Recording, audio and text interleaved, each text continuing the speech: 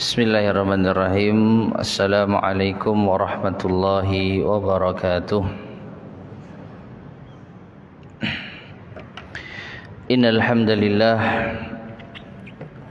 nahmaduhu wa nasta'inuhu wa nastaghfiruh wa na'udzu billahi min shururi anfusina wa min sayyiati a'malina. Man yahdihillahu fala mudilla lahu ومن يضلل فلا هادي له وأشهد أن لا إله إلا الله وحده لا شريك له وأشهد أن محمدا عبده ورسوله اللهم صل وسلم وبارك على نبينا محمد وعلى آله وأصحابه ومن تبعهم بإحسان إلى يوم الدين أما بعد.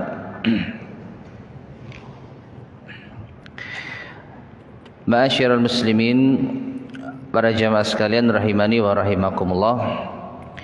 Alhamdulillah kita bisa melanjutkan kembali kajian kita membahas kitab Ahaditsul Akhlaq, hadis-hadis seputar akhlak yang disusun oleh Fadilatul Syekh Abdul Razak Ibn Abdul Muhsin Al-Abbad Al-Badr Hafizahumallahu Ta'ala. Pada kesempatan sebelumnya kita sampai pada penjelasan dari Al-Muallif Hafizahullah bahwasanya Nabi SAW telah mengamalkan baik secara ucapan maupun perbuatan akhlak yang mulia. Bahwasanya Nabi SAW adalah suri tauladan kita di dalam berakhlak mulia. Dari ucapan beliau banyak hadis-hadis seputar akhlak, dan dari perbuatan beliau bahwasanya beliau adalah gambaran atau representasi dari firman Allah Subhanahu wa taala, wa innaka la'ala khuluqin azim. Dan sesungguhnya engkau wahai Muhammad sungguh berada di atas akhlak yang agung. Dan ini pula lah yang disampaikan oleh Aisyah radhiyallahu taala anha ketika ditanya bagaimanakah akhlak Rasulullah sallallahu alaihi wasallam tersebut. Maka beliau Aisyah radhiyallahu anha mengatakan kana khuluquhul Quran, akhlak Nabi adalah Al-Quran. Lalu Aisyah membawakan firman Allah Azza wa Jal, wa innaka la'ala khuluqin azim, dan sesungguhnya engkau wahai Muhammad berada di atas akhlak yang agung. Yaitu kutipan di dalam surat Al-Qalam ayat yang keempat. Nah, ini pembahasan kita yang terakhir. Nah, sekarang kita masuk pada penjelasan dari Imam Ibnu Katsir rahimahullah tentang kandungan ayat ini. Wa innaka la'ala khuluqin azim. Qala al-muallif hafizahullah, qala Ibnu Katsir rahimahullah. Imam Ibnu Katsir rahimahullah mengatakan, wa makna hadza, makna ini annahu alaihi salatu wassalam, bahwasanya beliau sallallahu alaihi wasallam sara imtithalul Qur'ani, jadilah mentaati Al-Qur'an itu amran wa nahyan sajiyatan lah, baik secara perintah maupun larangan itu menjadi watak asli beliau. Jadi watak aslinya Nabi atau pribadi Nabi sallallahu alaihi wasallam yang dasar itu adalah pengamalan dari Al-Qur'anul Karim, baik secara perintah maupun larangan. Artinya kalau ada perintah dari Al-Qur'an, maka Nabi sallallahu alaihi wasallam yang pertama kali menjalankannya. Kalau ada larangan dari Al-Quran, maka Nabi SAW yang terdepan di dalam menjauhinya. Ya, sehingga pengamalan Al-Quran baik perintah maupun larangan itu sudah menjadi yaitu watak asli beliau. wa khuluqan tatabba'ahu, dan juga menjadi tabiat beliau. Ya, akhlak Al-Qur'an itu menjadi tabiat beliau. Wa taraka tab'ahul jibili, dan beliau meninggalkan tabiat aslinya. Ya, tabiat manusia yang memiliki hawa nafsu, dalam artian hawa nafsu secara asal mengajak kepada keburukan. Itu telah ditinggalkan oleh Nabi sallallahu alaihi wasallam. Famahma amarahul Qur'anu fa'alah, maka sejauh mana Al-Quran memerintahkan beliau, maka beliau senantiasa mengerjakannya. Wa mahma nahahu anhu tarakah, dan sejauh mana Al-Quran melarang beliau dari suatu perkara, maka beliau pasti meninggalkannya. Hadza ma'a ma jabalahu Allahu alaihi minal khuluqil azim, dan ini bersama dengan apa yang Allah tanamkan di dalam diri beliau berupa akhlak yang agung. Ya. Jadi ma'asyiral muslimin rahimani wa rahimakumullah, selain Nabi sallallahu alaihi wasallam itu senantiasa menjalankan perintah Al-Qur'an dan menjauhi larangan dari Al-Qur'an, maka beliau juga dibekali oleh Allah pribadi yang memiliki akhlak mulia. Ya, jadi bawaan yaitu sifat Nabi sallallahu alaihi wasallam adalah akhlak mulia. Kata Imam Ibnu Al-Qayyim rahimahullah, minal haya, di antaranya rasa malu, wal karami, yaitu dermawan, was saja'ah, di sisi lain beliau pemberani, was safhi wal hilmi, suka memaafkan dan lemah lembut, wa kulli khuluqin jamil, dan semua akhlak yang indah ada pada diri Rasulullah sallallahu alaihi wasallam. Maka kita bisa bayangkan para jamaah sekalian rahimani wa rahimakumullah, betapa sempurnanya pribadi Nabi yang mulia sallallahu alaihi wasallam. Ya, secara asal beliau memiliki watak atau perangai yang mulia. Ditambah lagi setiap ada perintah dari Al-Quran dan setiap ada larangan dari Al-Quran, beliau senantiasa yang terdepan di dalam menjalankannya kalau itu perintah, dan di dalam menjauhinya kalau itu larangan. Maka beliau adalah pribadi yang sangat sempurna. Ya, jadi sesuai antara ucapan dan perbuatan. Sesuai dengan ucapan dan perbuatan. Ucapannya mengajak kepada akhlak mulia, dan perbuatannya pun juga apa? Mengamalkan akhlak yang mulia. Taib. Kemudian kata al-mu'allif hafidhahullah, kama sabata fi sahihain, sebagaimana maaf, ini masih kutipan dari Imam Ibnul Qayyim ya. Kama sabata fi sahihain, sebagaimana yang telah tetap di dalam sahihain, yaitu Sahih Bukhari dan Muslim. An Anasin qal, dari Anas bin Malik ia berkata, khadimtu Rasulullah sallallahu alaihi wasallam 10 sinin. Aku pernah atau aku menjadi yaitu pelayannya Rasulullah sallallahu alaihi wasallam selama 10 tahun. Anas bin Malik itu melayani Rasulullah sallallahu alaihi wasallam selama 10 tahun. Fama qala li, beliau tidak pernah sama sekali berkata kepadaku uffin qat, sama sekali.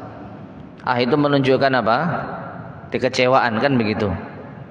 Ya, itu menunjukkan ungkapan kekecewaan. Nah, Nabi SAW selama dilayani oleh Anas bin Malik tidak pernah mengucapkan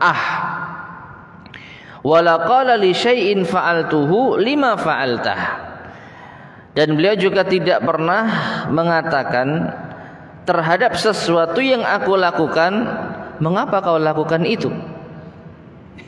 Ya. Jadi setiap Anas bin Malik melakukan suatu perbuatan tidak pernah dikritik, bahasa kita. Loh, kenapa kok seperti itu? Kenapa enggak seperti ini saja? Di dalam apa? Melayani Rasulullah sallallahu alaihi wasallam. Wala li syai'in lam af'alhu ala fa'altahu. Dan juga beliau tidak pernah mengomentari sesuatu yang tidak aku lakukan dengan ucapan apa? Kenapa tidak kau lakukan? Ya. Jadi apa yang tidak dilakukan oleh Anas bin Malik tidak pernah dikomentari untuk apa? Dilakukan. Kenapa enggak lakukan itu? Nah, seperti itu. Nah, ini menunjukkan apa? Betapa Nabi Shallallahu Alaihi Wasallam itu memiliki akhlak yang sangat mulia. Tidak pernah protes kepada pelayannya, kepada pembantunya. Padahal beliau Nabi, padahal beliau pemimpin, dan beliau berhak. Kalau ada sesuatu yang keliru, kalau ada sesuatu yang salah, beliau berhak untuk apa? Menegurnya. Di sisi lain ini juga menunjukkan kalau pelayanannya Anas bin Malik bisa dikatakan apa? Cukup sempurna. Ya, sungguh luar biasa. Orang yang baik bertemu dengan orang yang baik. Ya. Dan kita sudah mengetahui kalau seandainya ada perbuatan yang keliru, yang salah secara syariat, maka pasti Nabi SAW menegurnya. Ini kaidah umum. Tidak pernah Nabi SAW diam terhadap kebatilan. Pasti beliau akan, yaitu apa? Menyalahkannya. Pasti beliau akan memperingatkannya. Pasti beliau akan menjelaskan kepada umatnya. Tapi kok sampai Anas mengatakan demikian, berarti di sisi lain pelayanannya Anas bin Malik juga sempurna. Ya, kalaupun ada hal yang kurang sreg, itu bukan hal yang prinsip mungkin. Ya, bukan hal yang prinsip. Misalnya disediakan apa? Minuman. Loh kok enggak teh aja gitu misalnya. Ketika disediakan apa? Air putih. Loh kok enggak teh aja? Nah, itu bahasa yang sederhana. Teh maupun air putih bukan hal yang prinsip, ya kan? Tapi Nabi SAW tidak pernah mengomentari. Kenapa kok enggak ini? Kenapa bukan yang itu? Kalau enggak dikerjakan, kenapa enggak dilakukan? Ya, dan lain sebagainya. Jadi sungguh luar biasa. Anas bin Malik, seorang sahabat yang mulia, menjadi pelayannya Nabi SAW selama 10 tahun. Dan ini menunjukkan apa? Menunjukkan yaitu itulah kesempatan yang Allah berikan untuk melayani Nabi SAW oleh sahabat Anas bin Malik. Karena 10 tahun itulah saatnya Nabi SAW tinggal di kota apa? Madinah. Jadi saat tiba pertama kali Nabi SAW tiba di kota Madinah, Anas bin Malik langsung menjadi pelayannya Nabi SAW, langsung berkhidmat kepada Nabi SAW hingga beliau wafat sallallahu alaihi wasallam. Nah, kemudian kata Anas bin Malik selanjutnya, wa kana sallallahu alaihi wasallam ahsanan nasi khuluqan, dan beliau adalah manusia yang paling baik akhlaknya. Wala masastu kharran atau khazzan wala hariran wala syai'an kana alyana min kaffi Rasulillah sallallahu alaihi wasallam. Ini sisi lain. Kalau tadi akhlak beliau, ya, yaitu apa yang terpancar dari hati beliau. Kalau sekarang bagaimanakah fisiknya Nabi sallallahu alaihi wasallam? Kata Anas bin Malik, aku tidak pernah menyentuh khazzan wala hariran. Khazzan itu bisa bermakna bulu hewan yang paling lembut, dan juga bisa bermakna harir atau sutra. Ya, jadi aku tidak pernah menyentuh sesuatu yang paling lembut, baik itu sutra ataupun bulu hewan yang paling halus. Wala syai'an kan, apapun itu, kalau masih ada lagi yang lebih halus, min kaffi Rasulillah sallallahu alaihi wasallam, melebihi telapak tangannya Rasulullah sallallahu alaihi wasallam. Jadi menurut Anas bin Malik, benda yang paling lembut yang pernah beliau sentuh adalah telapak tangannya Rasulullah sallallahu alaihi wasallam. Ini kalau kita telapak tangan lembut itu berarti menunjukkan apa? Biasanya omongan orang-orang kita ini tidak pernah nyambut gawe gitu ya. Kalau ada cewek lembutnya gak tahu masak, gak tahu. Nah, ya. Dan saya rasa bukan seperti itu maksudnya. Nabi SAW orang yang giat beraktivitas. Beliau ketika membangun Masjid Nabawi ikut ngangkat-ngangkat batu, ya, ikut bekerja keras, ikut bergotong royong. Dan beliau juga apa? Berperang di jalan Allah, mengangkat senjata. Tetapi di sisi lain Allah kasih beliau memang memiliki kelembutan di dalam apa? Hati dan fisik. Hatinya lembut, fisiknya pun juga apa? Lembut. Demikian pula wala syamamtu miskan wala atran atau itran kana atyaba min araqi Rasulillah sallallahu alaihi wasallam. Dan aku tidak pernah mencium misik ataupun wangi-wangian yang lebih harum dibandingkan dengan keringatnya Rasulullah sallallahu alaihi wasallam. Ya. Jadi sungguh luar biasa Allah padukan pribadi Nabi sallallahu alaihi wasallam secara fisik maupun batin dengan kesempurnaan. Fisiknya sempurna, batinnya pun juga apa? Sempurna. Warawal Bukhari an Abi Ishaq qal, dan juga diriwayatkan oleh Imam Al-Bukhari dari Abu Ishaq, ia berkata, sami'tul Barra yaqul, aku mendengar Al-Barra berkata, kana Rasulullah sallallahu alaihi wasallam ahsanan nasi wajhan. Rasulullah sallallahu alaihi wasallam adalah seorang yang paling baik wajahnya. Artinya apa? Tampan. Wa ahsan nasi khuluqan, dan juga yang paling baik akhlaknya. Ya, tadi sudah persaksian Anas bin Malik yang menjadi pelayannya Nabi sallallahu alaihi wasallam. Sekarang persaksiannya Al-Bara ibnu Azib radhiyallahu ta'ala anhu. Beliau manusia yang paling baik wajahnya dan yang paling baik akhlaknya. Luar biasa. Perpaduan yang luar biasa yang Allah berikan kepada manusia yang paling sempurna. Lalu dijelaskan bagaimanakah sifat fisik Nabi yang sempurna tersebut. Laisa bittawilil ba'ini wala bil qasir. Beliau tidak terlalu tinggi menjulang, ya, dan juga beliau tidak terlalu apa? Pendek. Ya. Tidak terlalu tinggi menjulang sehingga apa? Terlihat aneh dibandingkan dengan kawan-kawan yang lainnya. Dan juga beliau tidak terlalu pendek, sama, sehingga terlihat aneh. Jadi beliau itu pertengahan.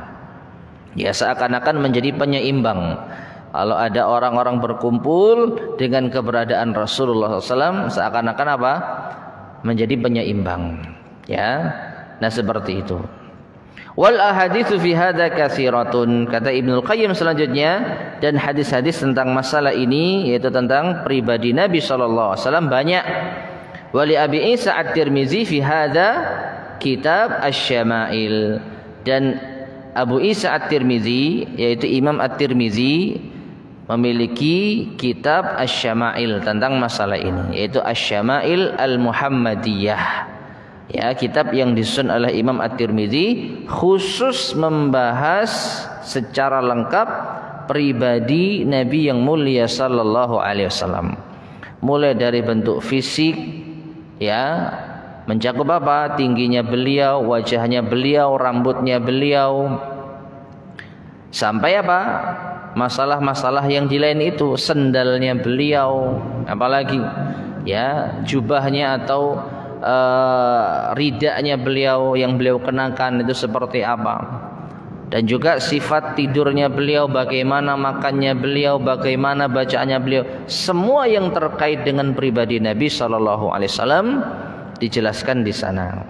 Ya, dan ini kitab yang cukup terkenal, Asy-Syama'il Al-Muhammadiyah.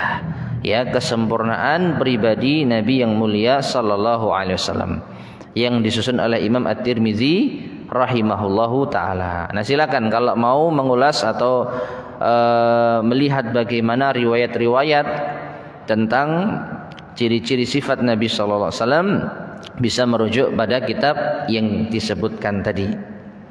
Nah, jadi ma'asyiral muslimin rahimani wa rahimakumullah, ini penjelasan dari Imam Ibnul Qayyim Ya, di antaranya tentang makna wa innaka la'ala khuluqin azim, dan sesungguhnya engkau wahai Muhammad berada di atas akhlak yang agung. Taib, selanjutnya qala al-mu'allif hafidhahullah wa rawal Imam Ahmad an Aisyata, diriwayatkan oleh Imam Ahmad dari Aisyah radhiyallahu anha qalat, beliau berkata, ma daraba Rasulullah sallallahu alaihi wasallam biyadihi khadiman lahu qattu. Tidak pernah Rasulullah sallallahu alaihi wasallam memukul seorang pun, dalam hal ini seorang yang melayani beliau, dengan tangannya sama sekali. Ya, beliau tidak pernah memukul pembantunya sama sekali dengan tangannya. Walam ra'atan, tidak pula istrinya. Ya, tidak pula beliau pernah memukul seorang pun dari wanita, maksudnya istri beliau sallallahu alaihi wasallam.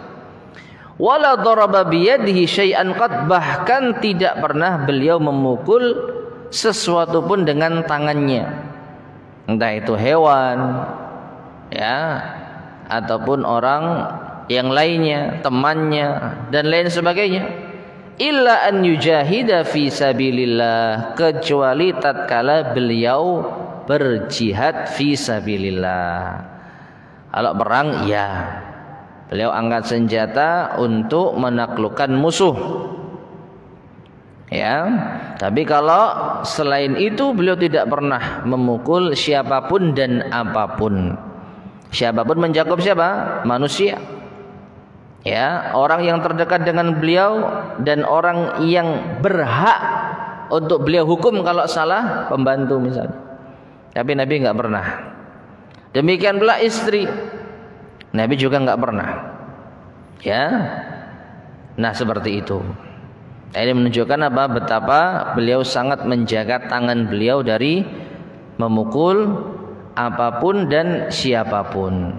Sama seperti yang tadi dikatakan Anas bin Malik, jangankan memukul, komentar saja tidak pernah.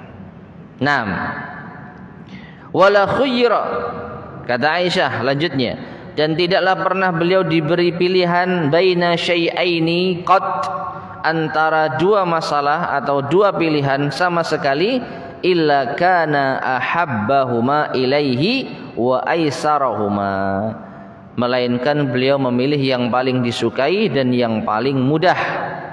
Hatta yakuna itsman, kecuali itu dosa. Dan ini termasuk di antara sifat Nabi sallallahu alaihi wasallam. Kalau diberi pilihan, maka beliau memilih yang paling mudah. Beliau tidak ingin menyulitkan orang, makanya beliau memilih yang paling mudah. Ya, kecuali dosa. Artinya apa? Kalau itu perbuatan dosa, meskipun mudah, maka Nabi tidak akan mengambilnya. Ya, Nabi tidak akan memilihnya. Fa idza kana itsman, kalau itu perbuatan dosa, kana ab'adan nasi minal itsm, maka beliau adalah orang yang paling jauh dari dosa. Tidak pernah beliau melakukannya, meskipun itu hal yang mudah. Ya, walan taqama li nafsihi min syai'in, dan juga beliau tidak pernah membalas untuk dirinya sendiri yu'ta ilaihi, yang beliau pernah mengalaminya. Misalnya beliau pernah apa? Disenggol gitu ya. Beliau pernah diumpat, beliau pernah dicaci. Pribadi beliau ya, maka beliau tidak pernah membalas. Ila antuntahaka hurumatullah, kecuali apabila yang dilanggar itu kehormatan Allah. Ya, kalau yang dilanggar itu syariat Allah, fayakunu huwa yantaqimu lillahi azza wajal, maka beliau orang yang membalaskan hal itu untuk Allah azza wajal. Ya, seperti apa? Ketika ada larangan-larangan Allah yang dilanggar, maka beliau marah. Ya, beliau marah. Ketika ada kemaksiatan yang nampak, maka beliau pasti marah. Ini apa? Lillahi ta'ala. Tapi kalau pribadi beliau yang dilanggar, Kalau pribadi beliau yang dihina, maka beliau tidak pernah membalas. Ini tidak pernah membalas. Namun ma'asyar muslimin rahimani wa rahimakumullah, perhatikan ini diri beliau. Adapun kita tentu saja wajib marah dan wajib untuk memiliki yaitu ghirah, semangat untuk membela pribadi Nabi sallallahu alaihi wasallam. Kalau Nabi dihina, dicaci, maka kita wajib apa? Marah. Ya, kita wajib marah. Meskipun kemarahan kita harus sesuai dengan apa? Syariat Allah Subhanahu wa taala. Ya.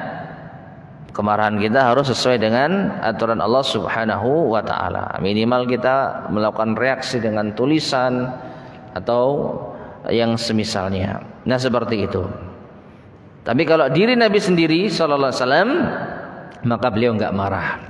Banyak ya kisah-kisah tentang bagaimana perlakuan orang-orang kafir Quraisy kepada Nabi sallallahu alaihi wasallam.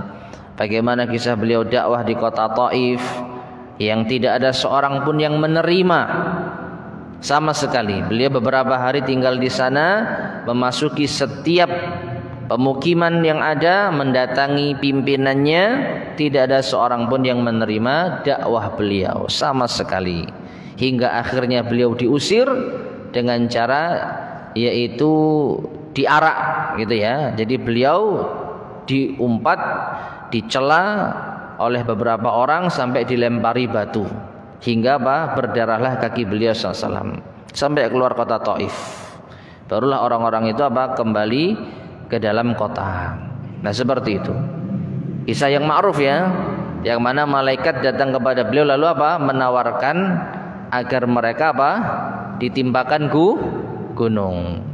Nah ini, tapi ternyata Nabi SAW berdoa kepada Allah dan berharap semoga ada dari anak keturunan mereka yang beriman kepada Allah Subhanahu wa taala, dan Allah kabulkan. Ya, Allah kabulkan. Setelah itu kota Taif dipenuhi oleh umat Islam sampai sekarang. Taib. Nah, ini ma'asyar muslimin rahimani wa rahimakumullah. Kemudian dijelaskan lagi oleh Syekh Abdul Razak hafizahullah, wa qauluhu, dan firman Allah Ta'ala, wa innaka la'ala khuluqin azim, dan sesungguhnya engkau wahai Muhammad berada di atas akhlak yang agung. Qala al-Aufi an Ibni Abbasin, Al-Aufi berkata dari sahabat Abdullah bin Abbas, ay wa innaka la'ala dinin azimin wa huwal Islam. Perhatikan di sini ya. Tafsiran khuluqin azim menurut Ibnu Abbas adalah wa innaka la'ala dinin azimin, dan sesungguhnya engkau wahai Muhammad berada di atas agama yang agung. Jadi khuluqin azim, akhlak yang agung, ditafsirkan oleh sahabat Ibnu Abbas dengan agama yang agung. Wahwal Islam, dan itu adalah Islam. Wa kadzalika qala Mujahidun wa Abu Malik wa Suddi wa Rabi ibn Anas wa Dhahak wa ibn Zaid. Ya, lalu beliau menyebutkan di antara para ulama ahli tafsir yang mentafsirkan hal yang serupa. Ada Mujahid, Abu Malik, As-Suddi, Rabi bin Anas, Ad-Dhahak dan Ibnu Zaid. Nah, perhatikan ma'asyar muslimin rahimani wa rahimakumullah, dan tafsiran para ulama ini ya justru selaras dengan apa yang pernah kita sampaikan dahulu. Kalau agama itu akhlak. Ya, pernah kan kita sampaikan ad-dinu khuluqun kulluh. Agama itu keseluruhannya adalah akhlak. Ya, agama itu keseluruhannya adalah akhlak. Nah, ternyata seperti ini pula lah tafsirannya para ulama tentang firman Allah, wa innaka la'ala khuluqin azim, dan sesungguhnya engkau wahai Muhammad berada di atas akhlak yang agung, yaitu agama yang agung. Jadi keseluruhan dari agama itu adalah akhlak. Dan pernah kita sampaikan bagaimana dengan tauhidnya. Tauhid juga bagian dari apa? Akhlak. Akhlak kita kepada siapa? Allah Subhanahu wa taala. Ya, semua agama kita itu adalah akhlak. Qala Ibnul Qayyim rahimahullah, dijelaskan lagi oleh Imam Ibnul Qayyim, wa samma ad-dina khuluqan. Perhatikan di sini. Ya. Dan beliau menyebutkan agama sebagai akhlak. Li'annal khuluqa, karena akhlak itu hay'atun murakkabatun, adalah bentuk yang tersusun, min ulumin sadiqatin, dari ilmu yang jujur, wa iradatin zakiyatin, dan keinginan-keinginan yang suci, wa a'malin zahiratin wa batinatin, dan amal-amal yang zahir dan yang batin, muwafiqatan lil adli wal hikmati wal maslah, yang sesuai dengan asas keadilan, hikmah dan kemaslahatan. Wa aqwalin mutabiqatan lil haq, dan juga akhlak itu terdiri dari ucapan yang sesuai dengan kebenaran. Tasduru tilkal aqwal wal a'mal, yang mana ucapan dan amalan tersebut timbul antilkal ulumi wal iradat, dari ilmu-ilmu tersebut dan keinginan-keinginan tersebut. Fatuktasabun nafsu biha akhlaqan, atau fataktasibun nafsa biha akhlaqan, sehingga ini menghasilkan jiwa tersebut memiliki akhlak. Wahya azkal akhlak wa asyrafuha wa afdaluha, dan inilah akhlak yang paling suci, yang paling sempurna, dan yang paling mulia. Taib ma'asyar muslimin rahimani wa rahimakumullah. Penjelasan Imam Ibnul Qayyim ini mungkin agak sulit ya sedikit dipahami, karena beliau bahasanya cukup tinggi, dan beliau kalau menguraikan sesuatu itu luar biasa. Ya, jadi hanya membahas kenapa agama itu dinamakan dengan akhlak. Kenapa agama itu dinamakan dengan akhlak? Ya, maka jawaban beliau, karena akhlak itu adalah suatu bentuk yang tersusun dari beberapa item. Ya, karena akhlak itu suatu bentuk, satu kesatuan yang memiliki beberapa item, yang tersusun dari beberapa item. Di antaranya ilmu. Mustahil orang bisa berakhlak mulia tanpa ilmu. Ya, lu ada orang yang tidak ngaji, orang yang bukan muslim tapi akhlaknya baik, oke. Tapi pasti ada satu akhlak yang tidak baik, pasti ada celahnya. Sebaik-baiknya seseorang kalau tidak didasari agama yang benar, maka pasti apa? Ada celahnya. Dan celah yang paling mendasar orang yang tidak beriman kepada Allah adalah tidak mentauhidkan Allah, tidak berakhlak kepada Allah. Kok bisa? Allah yang menciptakan tapi dia apa? Menyembah kepada selain Allah. Berakhlak enggak ini? Tidak. Ya. Jadi sebaik-baiknya orang kafir dari segi ucapan, perbuatan, tetap saja dia tidak berakhlak. Ya, karena akhlak yang paling mendasar adalah akhlak seorang manusia kepada Tuhannya, dan itu tidak dia lakukan. Nah, seperti itu jamaah sekalian ya. Jadi akhlak terdiri dari beberapa apa? Beberapa perkara atau item gitu ya. Di antaranya ilmu yang jujur. Wa iradatin zakiyah, kata beliau juga, dan keinginan-keinginan yang suci, kehendak-kehendak yang baik. Nah ini. Demikian pula wa a'malin zahirah wa batinah, amal yang zahir dan batin. Ya, apa tadi? 3 ya, ilmu, kehendak, amalan. Dan amalan yang batin ini atau amalan yang zahir maupun yang batin sesuai dengan asas keadilan, hikmah dan maslahat. Jadi amalannya amalan yang baik. Kalau berlaku adil dan penuh hikmah dan mendatangkan maslahat. Bukan hanya amal perbuatan yang sia-sia. Wa aqwal, dan juga yang keempat kata Ibnul Qayyim, ucapan. Akhlak juga terdiri dari apa? Ucapan. Ya, ucapan yang sesuai dengan kebenaran. Ucapan yang sesuai dengan apa? Kebenaran. Nah, perhatikan, 4 perkara inilah yang kemudian apabila bersatu maka dia akan memunculkan akhlak mulia. Ya. Jadi orang yang berakhlak itu yang pertama memiliki ilmu, kemudian memiliki kehendak yang baik, kemudian ucapannya baik dan perbuatannya pun juga apa? Baik. Dan ini semua mencakup apa? Agama. Kan agama juga demikian. Terdiri dari apa? Keyakinan, ucapan, perbuatan. Dan juga apa? Ilmu. Nah, seperti itu ya secara singkat makna yang terkandung dari penjelasan Imam Ibnul Qayyim. Nah, kalau keempat perkara ini terkumpul, maka ini akan menghasilkan jiwa tersebut memiliki akhlak yang paling suci. Dan ini tentu saja ada pada diri Nabi sallallahu alaihi wasallam. Fahadhihi kanat akhlaqu Rasulillah sallallahu alaihi wasallam. Dan inilah akhlaknya Rasulullah sallallahu alaihi wasallam. Al-muqtasabatu min mishkatil Qur'an, yang terambil dari sinar Al-Qur'an.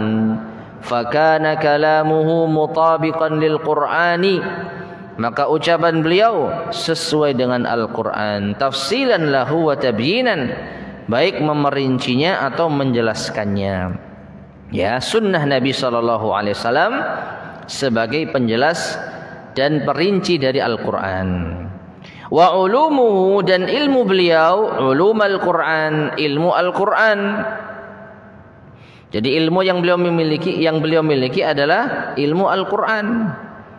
Ya, berdakwah yang disampaikan Al-Qur'an. Kalau ada sesuatu maka yang keluar dari lisan beliau adalah ayat-ayat Al-Qur'an. Wa iradatuhu wa a'maluhu ma aujabahu wa nadaba ilaihi Al-Qur'an. Sedangkan kehendak beliau, amalan-amalan beliau, maka ini apa yang telah diwajibkan dan dianjurkan oleh Al-Qur'an. Ya, perhatikan ya, ini subhanallah, hanya membahas wa innaka la'ala khuluqin azim, tapi panjang. Ya, termasuk tafsiran wa innaka la'ala khuluqin azim. Sesungguhnya engkau wahai Muhammad berada di atas akhlak yang agung. Surat Al-Qalam ayat keempat. Ini masih membahas itu loh. Ya, jadi amalan beliau itu sesuai dengan apa? Apa yang diwajibkan dan dianjurkan oleh Al-Qur'an. Nah, kemudian wa i'raduhu wa tarkuhu, dan juga tatkala beliau berpaling dari sesuatu, tatkala beliau meninggalkan sesuatu, lima mana aminul Quran, karena Al-Quran yang melarangnya. Ya, karena apa? Al-Quran yang mencegahnya. Kenapa beliau tidak mengamalkan ini? Kenapa beliau tidak melakukan itu?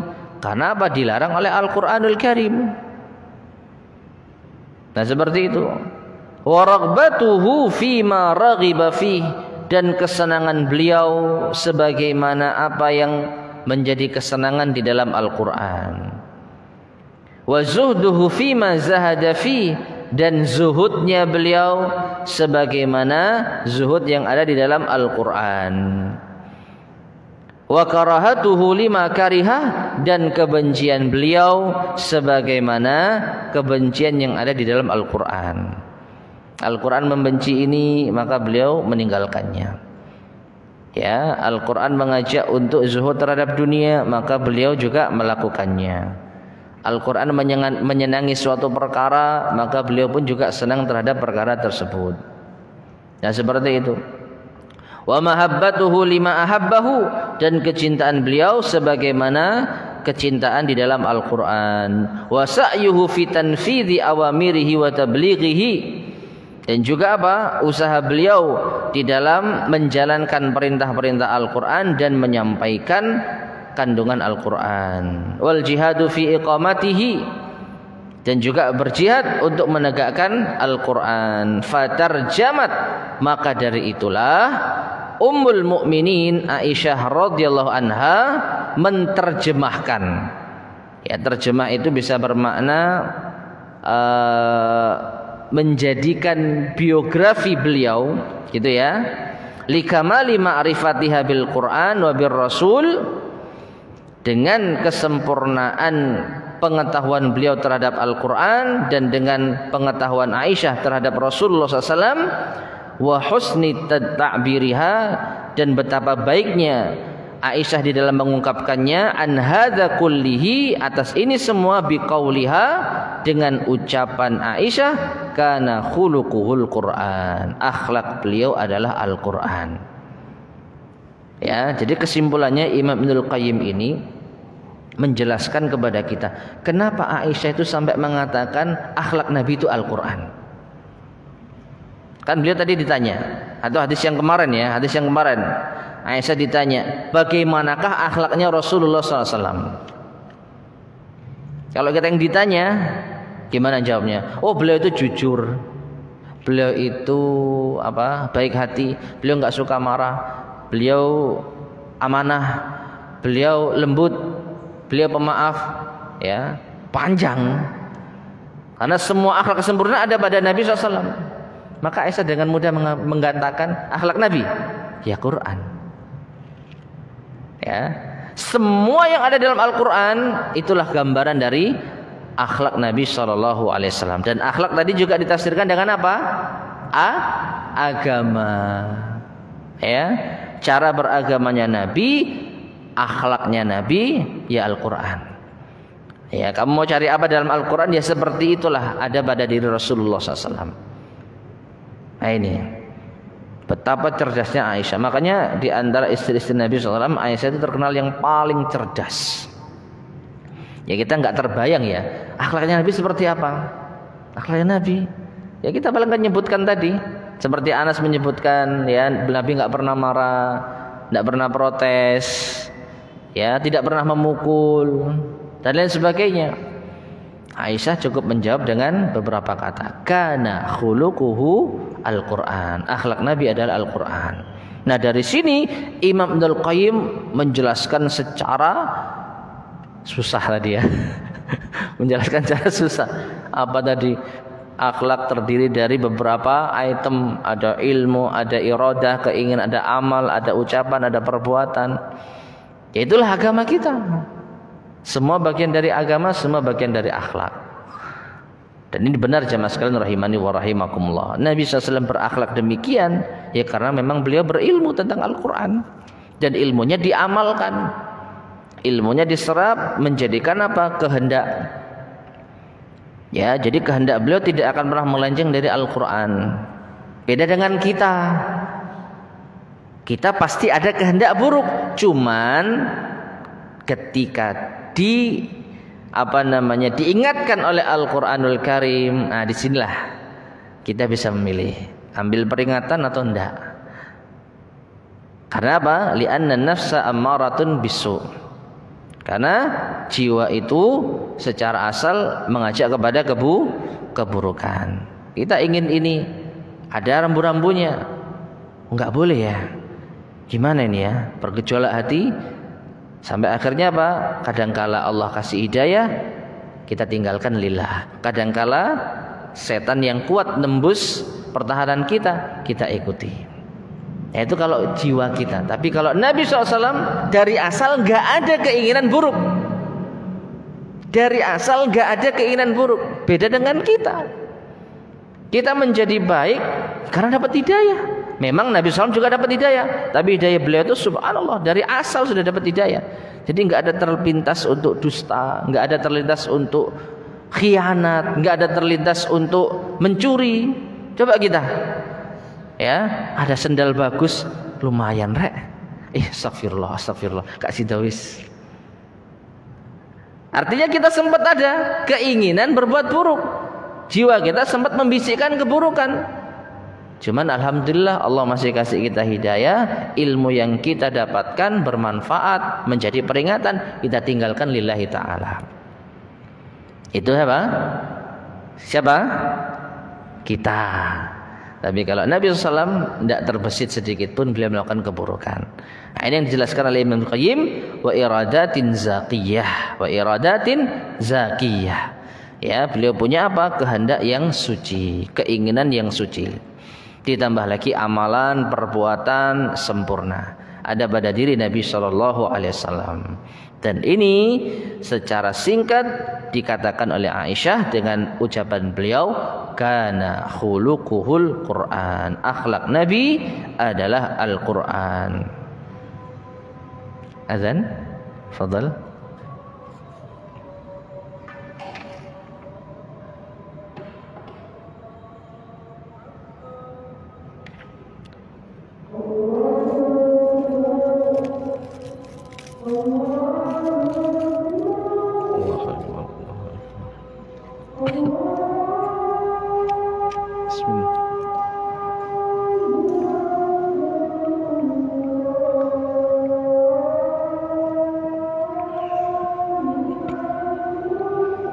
Allahu Akbar, Allah.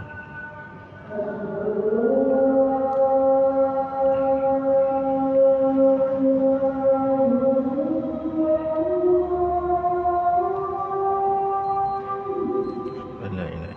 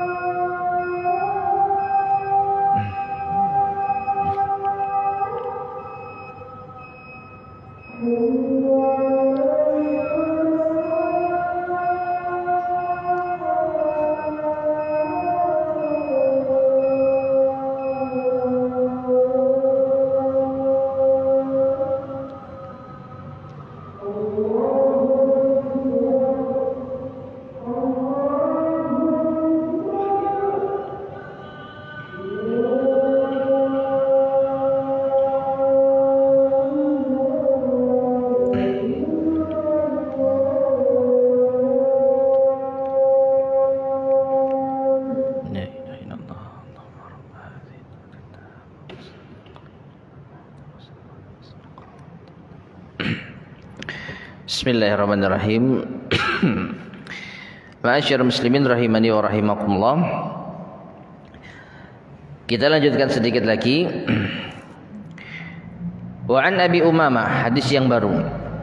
Kalau tadi hadis Aisyah radhiyallahu anha panjang penjelasannya, kalau ini insyaallah cukup sedikit ya.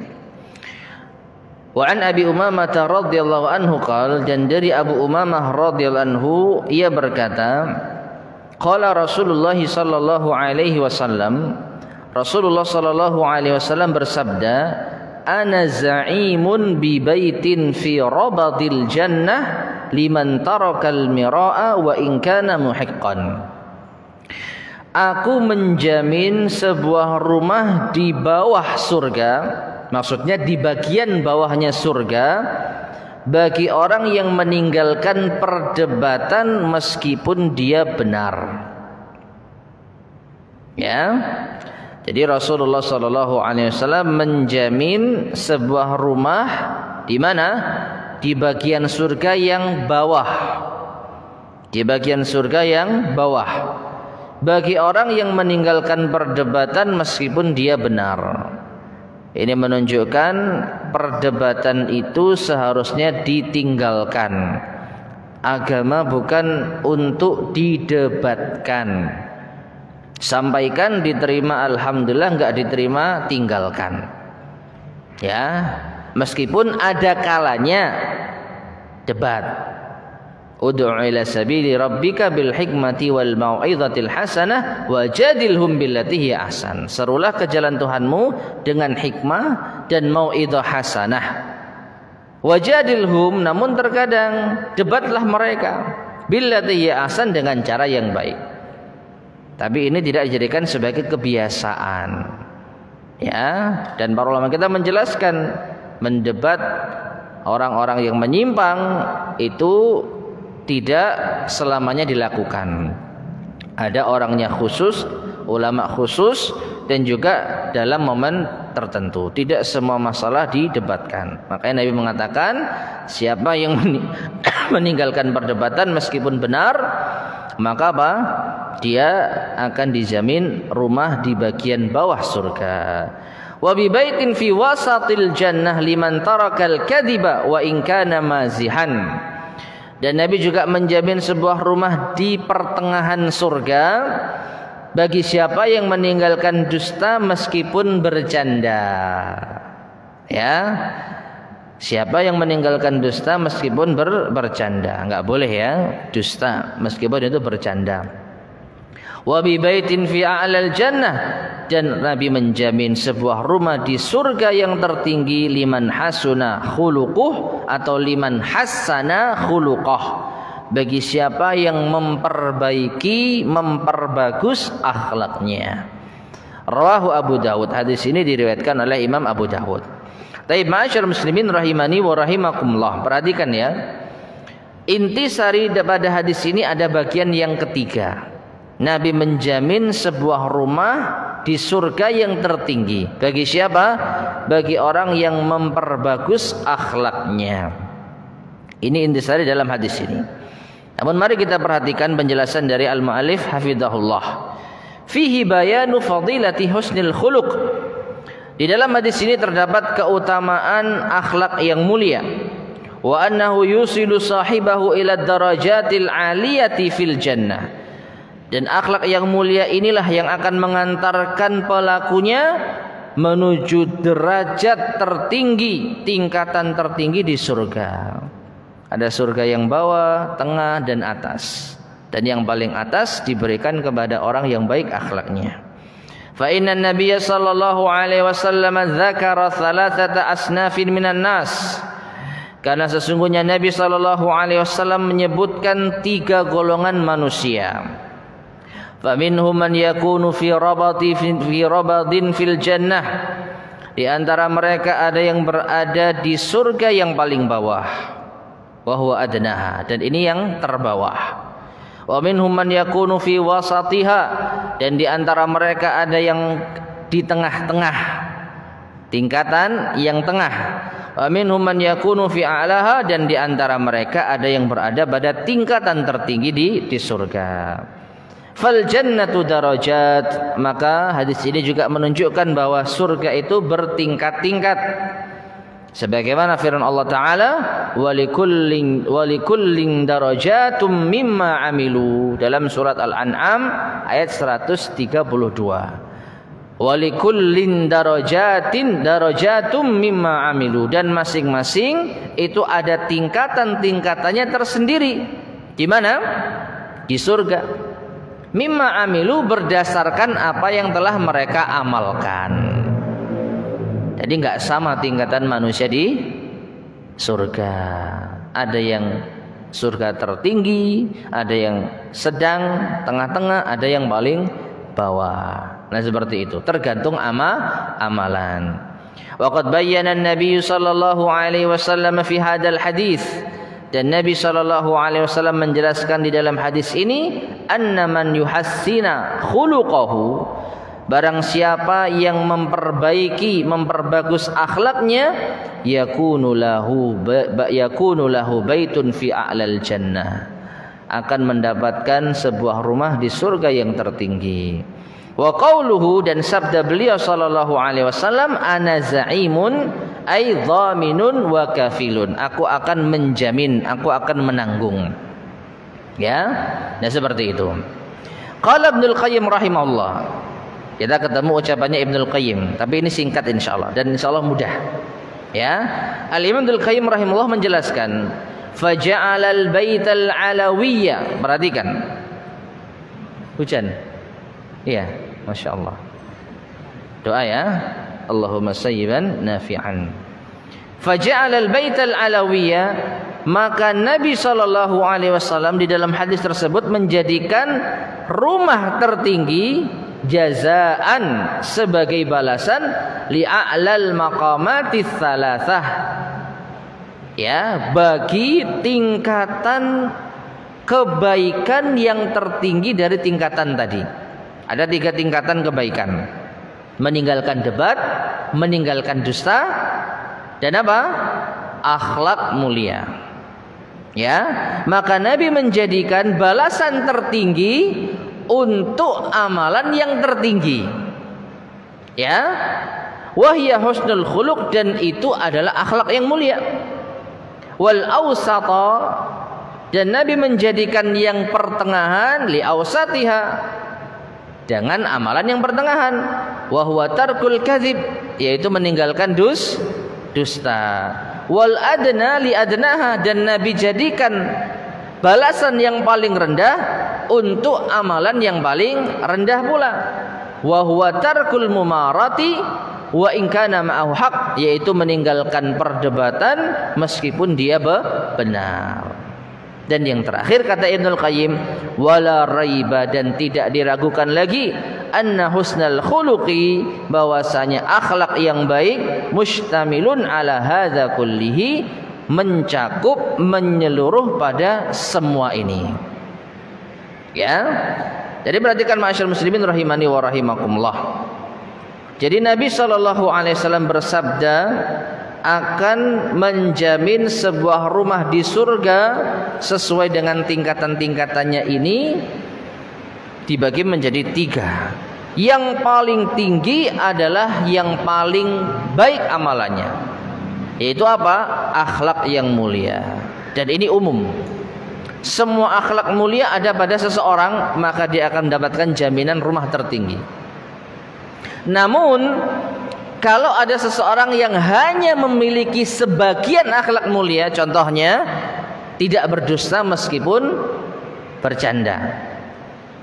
Misal orang ini kadangkala pemarah, ya, kadangkala kurang ramah, tetapi dia nggak pernah dusta. Misal, sampai pun bercanda dia nggak dusta, dia jujur. Maka dia memiliki keutamaan dari segi ini, tetapi lemah dari akhlak yang lain. Yaitu apa? Mungkin masih suka marah. Maka dia dapat balasan yang tengah-tengah, nggak dapat yang paling tinggi, karena akhlak mulianya belum sempurna. Ada lagi orang yang mungkin memiliki keunggulan apa? Dia nggak pernah mau debat meskipun dia benar. Ya, dia nggak mau debat meskipun apa? Benar. Contohnya apa? Warna hijab ini hijau. Ada yang ngomong enggak itu merah. Hijau, merah. Ya udah. Benar kan dia hijau, tapi dia nggak mau apa berdebat. Ya sudahlah. Ini contoh dalam masalah duniawi. Dalam masalah agama lebih lagi. Ya, Ada yang mendebat tentang Islam, tentang Rasulullah, sesuatu yang jelas-jelas kebenarnya, lalu dia tinggalkan. Sudah, saya nggak mau debat. Tapi mungkin dia punya akhlak yang kurang baik dari yang lain. Ya, ucapannya mungkin tadi kadang-kala keras, kadang-kala suka emosi, kadang-kala marah. Tapi dia punya keunggulan, meninggalkan debat meskipun benar. Maka dia mendapatkan balasan yang terendah. Apa? Sebuah rumah di surga yang paling bawah.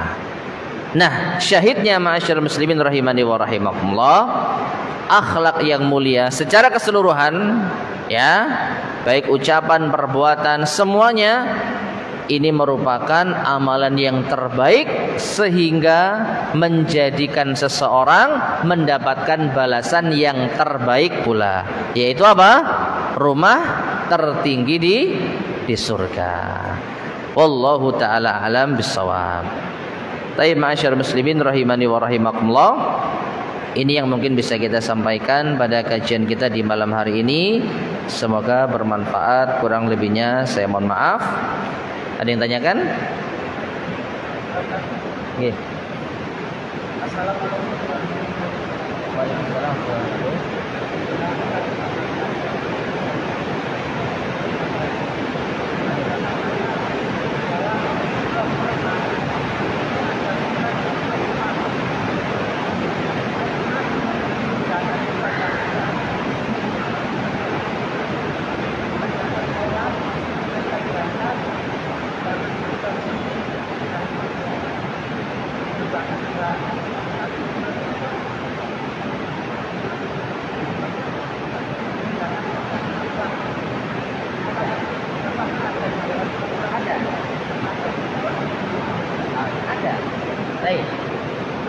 Jadi pertanyaannya, di dalam Al-Quran ada surat Luqman, ya, surat Luqman, yang mana Luqman itu memberi nasihat kepada putranya.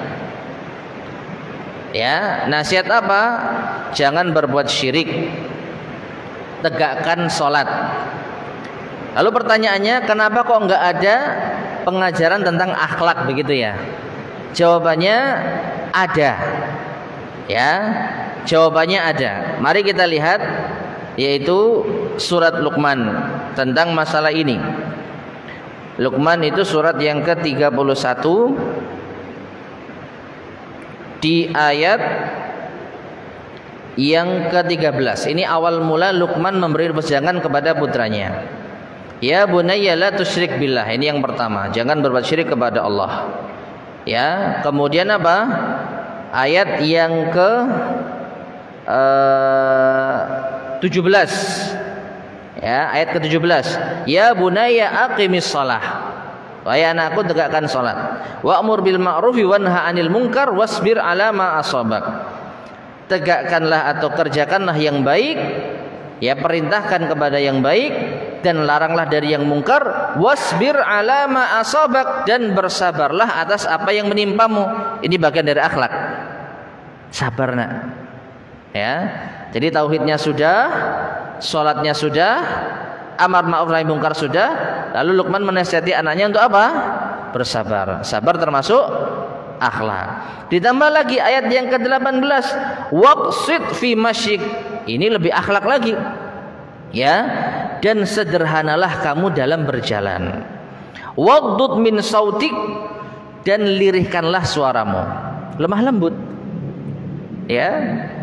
Kalau jalan jangan sombong. Yang sedang-sedang saja.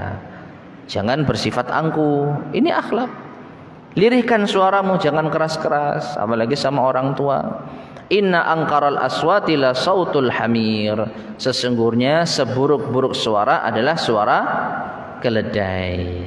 Memang tidak dijelaskan semua akhlak, tapi setidaknya ada penanaman akhlak yang mulia di saat Luqman memberi wejangan kepada putranya. Setidaknya apa? Sabar, jangan sombong. Setidaknya dua ini. Sabar dan jangan apa? Sombong. Kalau berjalan yang sedang-sedang saja, dan juga jangan keraskan suara. Nah, seperti itu. Nggih, wallahu a'lam bishawab. Baik, mungkin kita cukupkan sekian. Semoga bermanfaat. Kurang lebihnya saya mohon maaf. Kita akhiri. Subhanakallahumma bihamdika asyhadu an la ilaha illa anta astaghfiruka wa atubu ilaik. Walhamdulillahirabbil alamin. Wassalamualaikum warahmatullahi wabarakatuh.